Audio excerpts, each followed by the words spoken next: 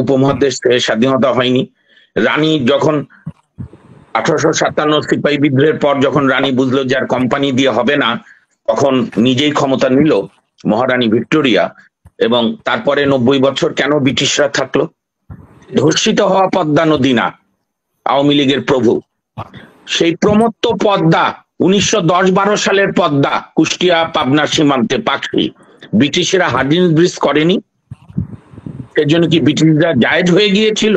Report বেরিয়েছিল 89 জন শেখ পরিবারের সদস্য, এক্সটেন্ডেড ফ্যামিলি, ইনলজ এবং আত্মীয় স্বজন, চাচা ভাস্তা মামা মিলে অযোগ্যতা সত্ত্বেও রাষ্ট্রের এক্সচেকারের টাকা দিয়ে, করের টাকায় তাদের বেতন নেয়। আর আপনি বলছেন যে তোমার ছেলেকে করো না।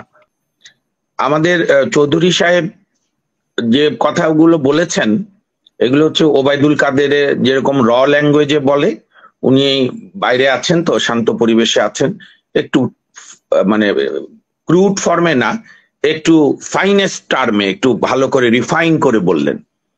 ভাবখানা এরকম মানে এই সরকার বাংলাদেশের মালিক, এই সরকার আমাদের কথা তো বলতে দিচ্ছে। চৌধুরী সাহেব, কথা বলা যাচ্ছে হাসিনা আক্তারের টিভিতে, আপনি বাংলাদেশের কোন টিভিতে আমাকে বা আশরাফ সাহেবকে ডাকে না। এক আমাদের বড় ভাই সিনহা ভাই ডাকেন ইংলিশ চ্যানেলে, তাও দু এক কথা বলা যায়। আপনাকে আমি উদাহরণ দিই, আপনি আপনার আওয়ামী লীগের মাধ্যমে বা আপনাদের সময় টিভিকে জিজ্ঞেস করেন, ভোটের দিন আমাকে নিয়ে গিয়েছিল, তারা বলেছিল 45 মিনিট বলতে দেবে, এবং আমি ঢুকতে না ঢুকতে ভালো কিছু একটা ইনভেলাপও দিয়ে দেয়, এবং ভালো অ্যামাউন্ট ভোটের দিন। তো আমি 8-9 মিনিট বলার পর নিউজ এডিটর এসে বললো যে বড় ভাই চলেন আমার রুমে গিয়ে কফি খাই, আর আল্লাহ রহমতে আপনিও বাঁচেন আমরাও বাঁচি, টিভিটা বন্ধ হবে।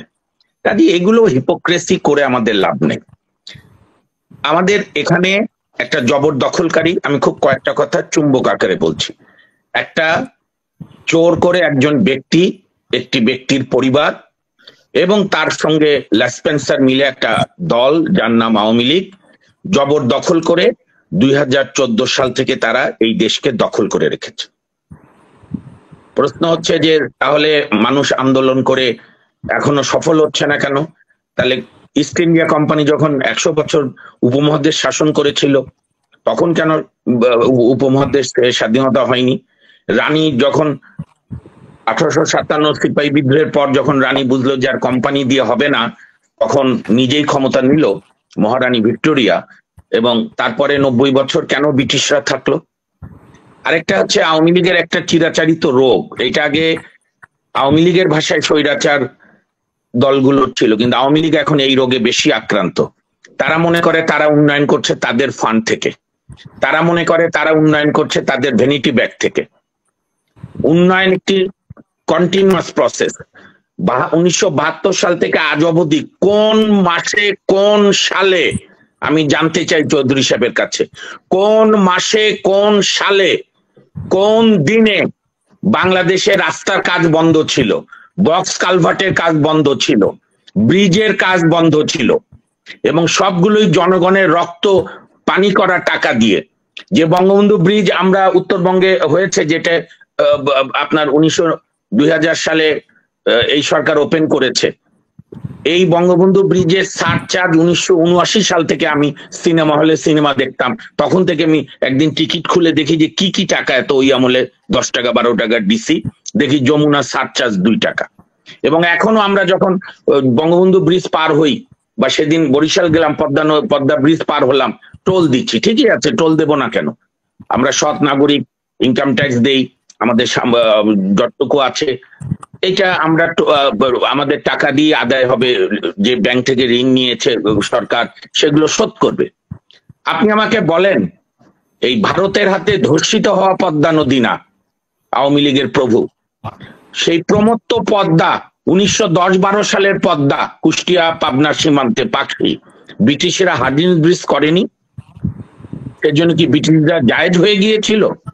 এই যে এখানে ব্যারিস্টার আশরাফ সাহেব আছেন, আমাদের সিনহা ভাই আছেন, আপনি আছেন, চৌধুরী সাহেব মুরব্বী মানুষ, ভালো মানুষ, হাসিনা আক্তার আছেন, বিদগ্ধ সাংবাদিক। ইংরেজরা যে লিগাল কাঠামো একটা দিয়ে গিয়েছে উপমহাদেশে। এখনো উপমহাদেশের 3 দেশ ওই লিগাল কাঠামোর উপর ভিত্তি করেই দেশ চালাচ্ছে, বরং নতুন নতুন আইন বানাতে গিয়ে আমরা আরো জিনিসটাকে গুবলেট করে ফেলছি অযোগ্যতার জন্য। তো তাই বলি কি ব্রিটিশ শাসন জায়েজ? তাহলে ব্রিটিশরাই থাকতো। এগুলো হচ্ছে আওয়ামী লীগের খোরা যুক্তি।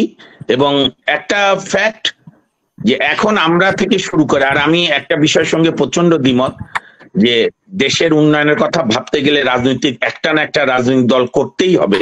সিনহা ভাইয়ের ব্যাপারে যেটা চৌধুরী সাহেব বললেন, এটাই হচ্ছে আওয়ামী বাকশালীদের চরম ফ্যাসিস্ট চিন্তাগুলো আপনার বুঝতে হবে। এগুলোই হচ্ছে ফ্যাসিস্ট চিন্তা আওয়ামী লীগের। আপনি দেখবেন আওয়ামী লীগ মনে করে, আওয়ামী লীগের আজকে সমস্যা কি, আওয়ামী লীগ মনে করে বা এই সরকার প্রধান মনে করে যে আমার বাপ এই দেশ বানিয়েছে, কাজেই এই দেশ আমার ইচ্ছা মতো আমি লুটপাট করব, মৌরসি পাট্টা করব। আপনি কি সিদ্ধান্ত নিয়েছিল আওয়ামী লীগ? যে এমপি মন্ত্রী ছেলেমেয়েরা ইলেকশন করতে পারবে না। ভণ্ডামির একটা সীমা থাকে, মকারি করারও একটা সীমা থাকে। এই পার্লামেন্টে দেখা শেখ পরিবারের সদস্য কত? একবার এক রিপোর্ট বেরিয়েছিল 89 জন শেখ পরিবারের সদস্য, এক্সটেন্ডেড ফ্যামিলি, ইনলজ এবং আত্মীয় স্বজন, চাচা ভাস্তা মামা মিলে অযোগ্যতা সত্ত্বেও রাষ্ট্রের এক্সচেকারের টাকা দিয়ে, করের টাকায় তাদের বেতন নেয়। আর আপনি বলছেন যে তোমার ছেলেকে করো না। হ্যাঁ, আপনি দেখবেন বলিউডে এই যে হিন্দি চলচ্চিত্র যেটা প্রধান, সেইখানে নায়ক নায়িকার ছেলেমেয়েরা আসে, কিন্তু যারা যোগ্য তারা টিকতে পারে। ওই যে অমিতাভের ছেলে অভিষেক টিকতে পারেনি, কারণ ওই যোগ্যতা হয়নি। আমাদের দেশে তা হয়েছে। বিএনপি তো একজন আছেন, আওয়ামী লীগও আছে, আবার চেষ্টা করছে। কাজেই পরিবারতন্ত্রের যে কুফল সেইটা আমরা ভোগ করছি, এটা হচ্ছে বাই প্রোডাক্ট।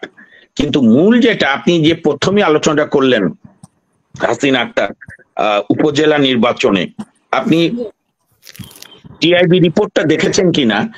এমপিদের প্রপার্টি বেড়েছিল 3100 গুণ। আপনি একটু নোট নেন। আর এইবার উপজেলা চেয়ারম্যানদের প্রপার্টি বেড়েছে, অবৈধ সম্পত্তি 5 বছর আগেও যাচ্ছিল না, 4400 গুণ। এবং মাশাআল্লাহ যে 10 জন সবচেয়ে বেশি অবৈধ প্রপার্টি হয়েছে 5 বছরের মধ্যে, সিটিং উপজেলা পরিষদের চেয়ারম্যান আবারও নির্বাচন করছেন। আলহামদুলিল্লাহ, আল্লাহর কাছে হাজার শুকরিয়া, তিনি অন্য কোনো জেলার নন, তিনি গোপালগঞ্জ সদরের, যেটি সুপার ক্যাপিটাল। ঢাকা তো ক্যাপিটাল, ওটি হচ্ছে সুপার ক্যাপিটাল। কারণ জিল্লু ভাই নাই দেখে আমি জিল্লু ভাইয়ের কথাটা বলে দেই, আমার খুব পছন্দ হয়েছে। যার যেটা ভালো কথা আমি সেটা গ্রহণ করি। জিল্লু ভাই বলেছে যে একটা রিপোর্টে বেরিয়েছে যে এই সরকারের আমলে সুইপার থেকে প্রত্যেক সাংবিধানিক প্রতিষ্ঠানের প্রধান পর্যন্ত, আমি আর নাম বললাম না, সবাই বুঝবেন, সমস্ত প্রতিষ্ঠানে সর্বোচ্চ পদ পর্যন্ত, মাননীয় প্রধানমন্ত্রীর পদ বাদে, উনি তো বঙ্গবন্ধু কন্যা, এছাড়া সমস্ত পদে যোগ্যতার ক্ষেত্রে কয়েকটা গুণের যে কোনো একটা থাকতে হয়। 1 নাম্বার, ছাত্রলীগ যুবলীগের ক্যাডার হতে হবে, অথবা হিন্দু হতে হবে, অথবা গ্রেটার গোপালগঞ্জের হতে হবে, অথবা শেখ পরিবারের অনুগত হতে হবে, অথবা দুর্নীতিবাজ, অসভ্য, বেয়াদব, ইতর হতে হবে। এই 5টার যে কোনো একটা গুণ না থাকলে এই সরকারের আমলে কোনো নমিনেশন, কোনো পদায়ন হয় না।